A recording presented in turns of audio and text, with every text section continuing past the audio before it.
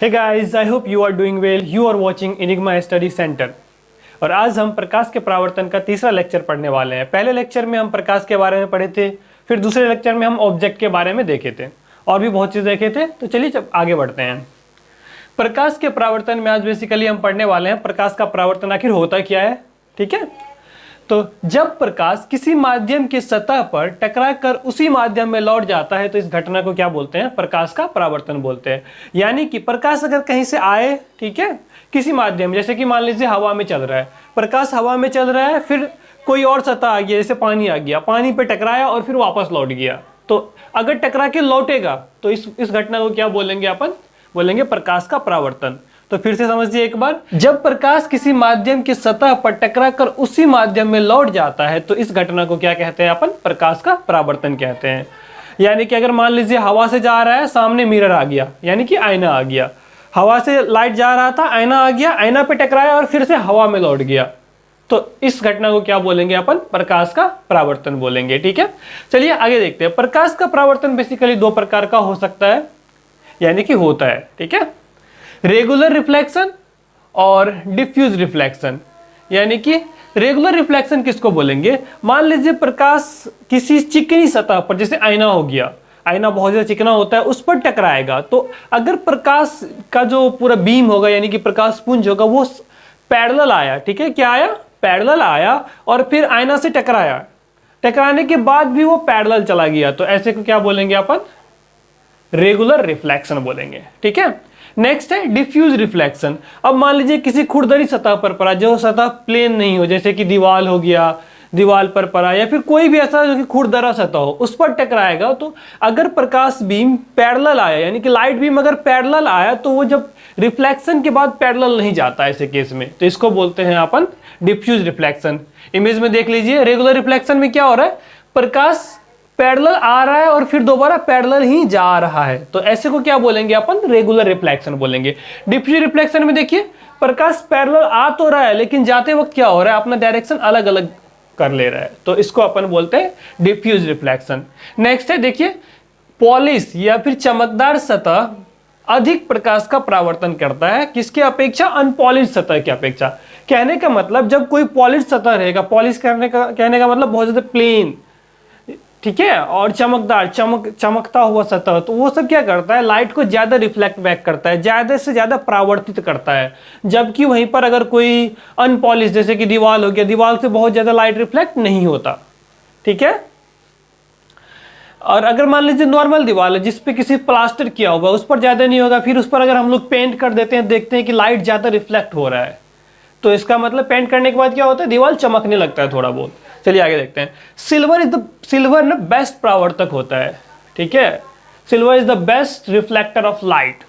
Silver क्या होता है? लाइट का बेस्ट रिफ्लेक्टर होता है।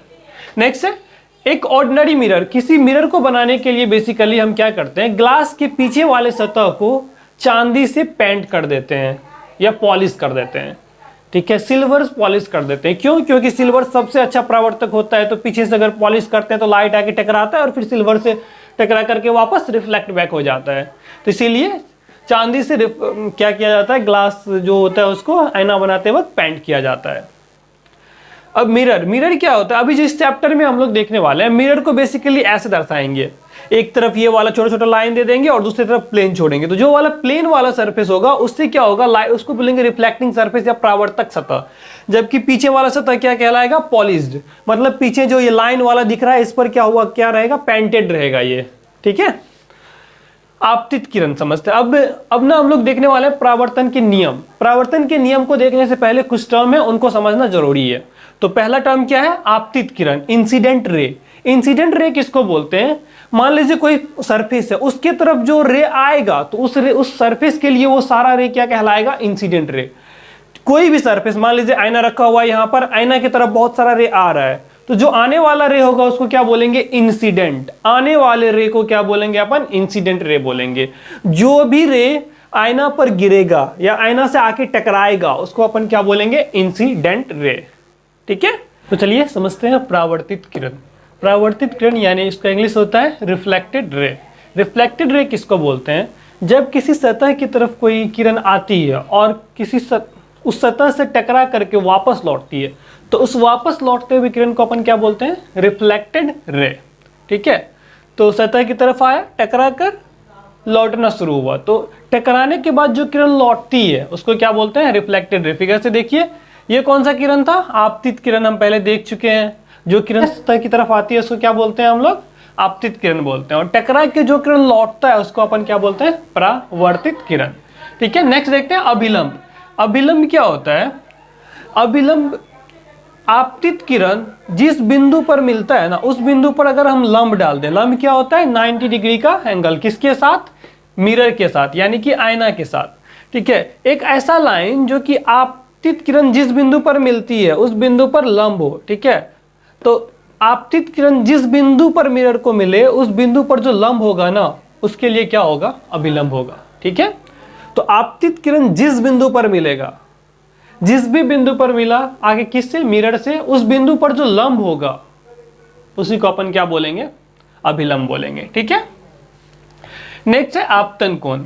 आपतन कोण क्या होता है? आपतित किरण और अभिलंब के बीच बना कोण जो होता है ना, उसको क्या बोलते हैं हम लोग? आपतन कोण बोलते हैं।